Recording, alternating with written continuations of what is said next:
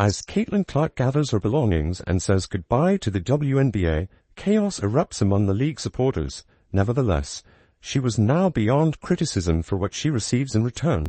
A round of applause from inept officials who can't tell a fuck from a flop, a slap in the face from the league, and a group of envious haters who can't handle it when she takes their thunder, are all there. It's you guys who are the real racists, not those people who are finding reasons to hate Caitlin Clark and her expanding fan base. It makes sense that she wants to escape this problem by going to Europe, and it's good for her. The WNBA deserves all of the drama that is coming their way if they are willing to shoot themselves in the foot by viewing its brightest star as a disposable part. She just isn't built for this league's brutality. She can't escape the physicality quickly enough. Let's clarify one thing. A farce when it comes to officiating is this league. It's likely that they are too preoccupied with scrolling through Instagram to notice, but Clark is out there mauling like she's playing rugby and scoring 30 points every game. Players are virtually elbowing each other, and Clark is the one getting ticky-tack fouls. How come now is she expected to dribble while wearing armor? The WNBA wants to be taken seriously, yet they are unable to defend the player who is making them. Well, you must be joking with me, rather than allowing Clark to be exploited as if it were a free-for-all. Perhaps these so-called experts could well do their jobs, however they would far sooner let Clark suffer than punish her for having the audacity to speak out about it. She has made it clear that she is tired of this trash, and I completely agree with her. What happens when she confronts it? It seems like the league is urging her to shut up and play more bias, more fouls. They seem reluctant to acknowledge her as the greatest thing to happen to them in years. Yesterday was Caitlin Clark's first WNBA playoff game, and she was attacked. Let's also discuss the so-called veterans who believe they can intimidate Clark into disappearing from the public. When a rookie performs something these players have been striving to do for years, do these players automatically try to take her down a peg? Pathetic. You would think they'd be classy and respectful, but nope. They're just hurling side eyes and cheap jabs at Clark in the hopes that maybe, just maybe, he'll give up. She was made for this. As they plot like a group of cruel girls in high school, Clark is out there lighting up the scoreboard and gaining millions of fans. This young player is a rookie on the wrong team and has the skill set to handle the brutality of that league, but the league is just letting it happen. It looks like they're eating popcorn while watching their golden daughter get hurt and laughing at how absurd this whole situation is. Instead of providing her with a protective bubble and empowering her, they're letting her be surrounded by haters and beaten on the court, and when she finally says, "You know what, I'm out," they'll act surprised as if they hadn't expected this. Milk it if Caitlin Clark is the quote. The reality of Golden Girl and the Savior is closing the porta-potty door. Now that Caitlin Clark has been eliminated from the playoffs, the light that is finally shown on the truth will dim here in about 12 hours. The postseason Indiana craze was a full-fledged circus. We're talking about a team where Caitlin Clark is producing MVP caliber numbers. After all, she finished with 29 points, 10 assists, and 7 rebounds, and her teammates acting as if the playoffs were just a high school basketball game. It's awkward and heartbreaking because Caitlin Clark is playing, but can't play that game. Let's start by discussing Tammy Bainey, or perhaps I should say Tammy Felbainey, whose performance was a masterclass, and how to completely disappear when it counts from the field. The girl did not score any points. Are you kidding me? Nothing more than a horrible night, as far as a professional is concerned. Given that she was most clearly not playing hoops, how could she have been out there doing a social experiment where you run out of shot clock time for assistants? You know your meal ticket is always being touted, which is why I'm upset. The entire season has featured shady plays, and Victoria Vivian follows. She likely thought she was trying out for the role of the invisible woman on 2 out of 10 shots, 6 points, and really, what was she hoping to accomplish? She looked like she was trying to build a home in the stands, bricking shots outside. It's not like she was without opportunities. She was completely incapable of converting 2 times as many as 10, which sounds like a cry for assistance to get her off the court before she causes any more damage. I'm fairly certain that moving up doesn't entail failing miserably, so if this is what she sees as rising up, then our dictionaries must be different. When I was talking about Caitlin Clark this morning, I mentioned a few guys that, if you want to call them jealous, that's fine, so you want to use that term.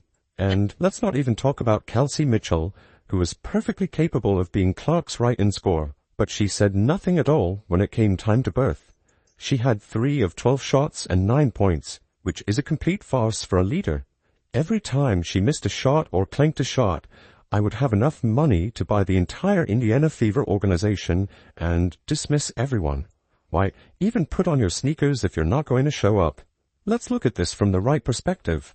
The first thing that springs to mind when I think of Caitlin Clark is thankfulness. There must be a lot of mental strain with players around her who seem more focused on perfecting the art of mediocrity. How can anyone expect Caitlin Clark to keep pushing herself?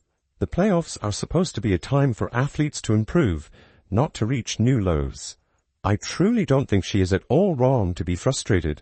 Can you imagine giving every game your all, and then watching your so-called teammates play as if scoring goals is an allergy? If I were Clark, I would take the first plane out of here.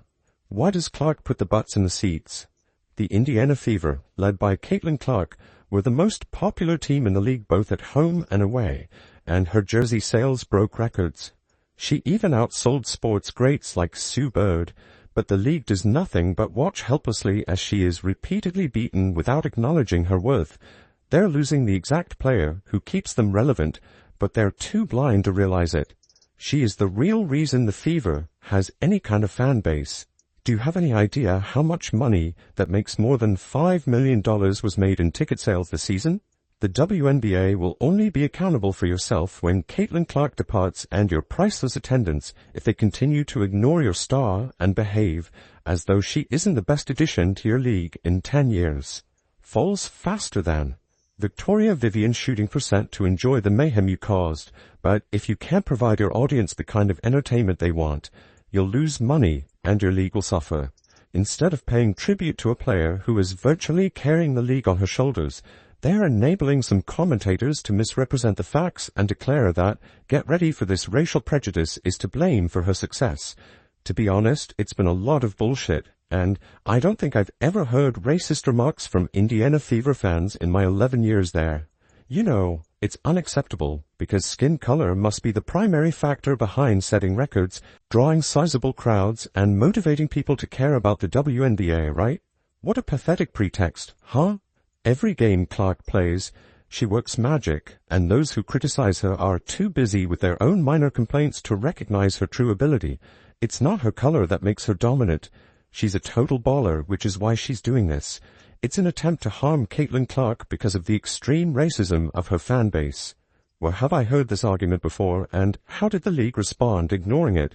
But Caitlin Clark is the wrong face for this league, and it doesn't stop there. Let's talk about Clark's officiating experience, which has been nothing more than a joke. Remember the episode where a fellow player nearly blinded her? What is this, a match between WWE fighters? Are they waiting for a steel chair to arrive as well? When she swats at the basketball court, the woman for some reason decides to stab Caitlin Clark in the eye with her hand and fingernails. No referees pause the game to look, and no calls are made. This is blatantly inappropriate. It's quite awkward, careless, and reckless. You would think that your best player being attacked on the court might warrant a more serious response, but I'm not sure. The league's executive fidget created a toxic environment where animosity and jealousy are allowed to bloom and are aimed directly at Clark, making the entire rookie season for Clark a nightmare full of vulgar plays, disparaging words, and terrible officiating. I'm merely saying that the issue is marketing versus basketball, the benefits of playing basketball versus the benefits of taking marketing into account when making decisions, and what do you know Clark can't handle anymore? She's already talking about taking a ship directly to Europe. Can anyone blame her for this? Her rookie season feels more like an endless beating than an exciting experience.